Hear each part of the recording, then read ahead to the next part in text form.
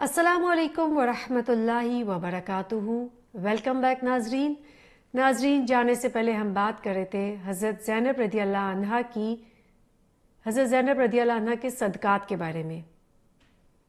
آپ صلی اللہ علیہ وسلم نے اپنی ازواج سے ایک دن فرمایا کہ تم میں مجھ سے سب سے پہلے وہ ملے گی جس کا ہاتھ لمبا ہوگا۔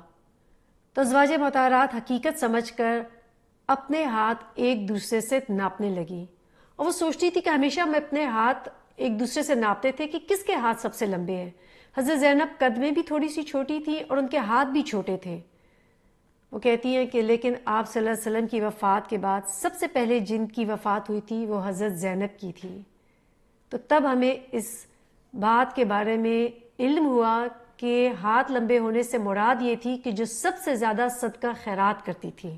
حضرت زینب رضی اللہ عنہا جو ہے وہ چمڑے کو رنگنے کا کام کرتی تھی، اور خود اپنے ہاتھ سے چمڑے کو رنگتی تھی، اور پھر اس پہ جو بھی منافع ان کو ملتا تھا اس تمام پیسے کو وہ صدقہ خیرات کر دیتی تھی۔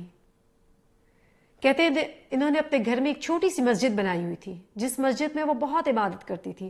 آپ صلی اللہ علیہ وسلم بھی جب ان کے گھر آتے تھے تو بہت دفعہ اس مسجد میں عبادت کرتے تھے، نماز ادا کرتے تھے۔ حضرت زینب کو استخارہ کی نماز پڑھنے کی بہت عادت تھی، جب بھی کوئی مسئلہ درپیش ہوتا فوراً استخارہ نماز پڑھتی تھی۔ رات میں عبادت بہت زیادہ کرتی تھی۔ کہتے ہیں ایک دن آپ صلی اللہ علیہ وسلم مسجد آئے تو دیکھا دو ستونوں کے درمیان ایک رسی بندھی ہوئی ہے۔ آپ صلی اللہ علیہ وسلم نے پوچھا کہ یہ رسی کیوں باندھی گئی ہے؟ تو بتایا گیا کہ حضرت زینب جب عبادت کر کر کے نماز پڑھ کے تھک جاتی ہیں تو وہ اس رسی سے سہارا لیتی ہیں۔ تو آپ صلی اللہ علیہ وسلم نے فرمایا کہ یہ رسی کھول دو، اور حضرت زینب کو نصیحت کی کہ آپ بیٹھ جایا کریں اور بیٹھ کے عبادت کیا کریں، نہ کہ آپ اپنی جان کو اتنا زیادہ تکلیف میں ڈالتی ہیں۔ آپ صلی اللہ علیہ وسلم کے وصال کے بعد حضرت زینب رضی اللہ عنہ نے کبھی بھی مدینہ نہیں چھوڑا۔ 9 سال بعد ان کی آپ صلی اللہ علیہ وسلم کے بعد وفات ہوئی۔ ان سے 11 احادیث مروی ہیں۔ حضرت عمر رضی اللہ عنہ ان کو اپنے زمانے میں 12,000 درہم دیتے تھے، جو انہوں نے ایک پینشن باندھی ہوئی تھی جو تمام ازواج مطہرات کو دی جاتی تھی۔ لیکن کہتے ہیں حضرت زینب تمام اپنا مال پیسہ صدقے میں دے دیتی تھی۔ کہتے ہیں کہ جب حضرت زینب رضی اللہ عنہ کی وفات ہوئی تو ان کے گھر سے ایک سکہ بھی نہیں ملا۔ کفن کا سامان خود اپنا تیار کیا اور کہا کہ اگر میرے مرنے کے بعد عمر رضی اللہ عنہ کفن بھیج دیں تو اس کا صدقہ کر دینا۔